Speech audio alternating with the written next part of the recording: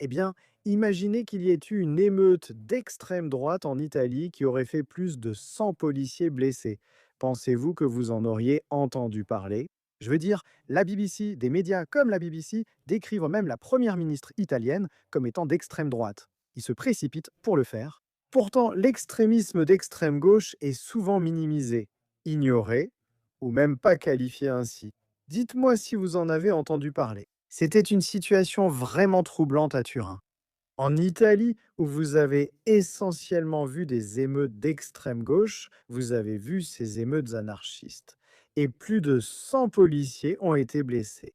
Tout cela concerne, soit dit en passant, un soi-disant centre social anarchiste, son expulsion parce qu'il était occupé illégalement. Il a été fermé après que des militants ont participé à une attaque contre le siège d'un journal italien.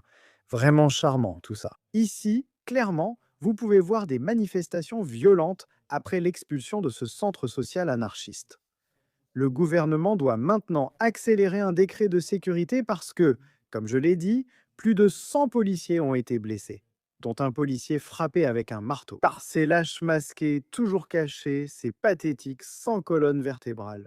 Vous voyez la première ministre Giorgia Meloni qualifier cela de tentative de meurtre. La première ministre italienne affirme qu'une expulsion légale d'une propriété occupée illégalement a servi de prétexte à des violences, dont un incendie criminel. Lancer de pétards, agression organisée, et elle a affirmé que les images de l'officier agressé sont explicites.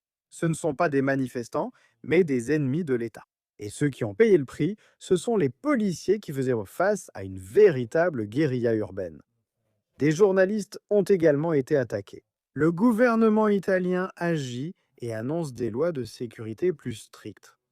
Elles prévoient de réprimer la criminalité liée aux armes blanches et de protéger les agents se défendant. Et vous pouvez voir ici que cela est essentiellement résumé comme un paquet de mesures de sécurité pour bloquer immédiatement la tentative de l'extrême gauche de ramener la violence dans les rues des villes italiennes. Alors, n'hésitez pas à me faire part de vos avis. Avez-vous vraiment entendu parler de cet événement? J'en doute. Dites-moi ce que vous en pensez en commentaire. N'hésitez pas à liker cette vidéo, un petit pouce en l'air, et bien sûr, comme toujours, merci de regarder.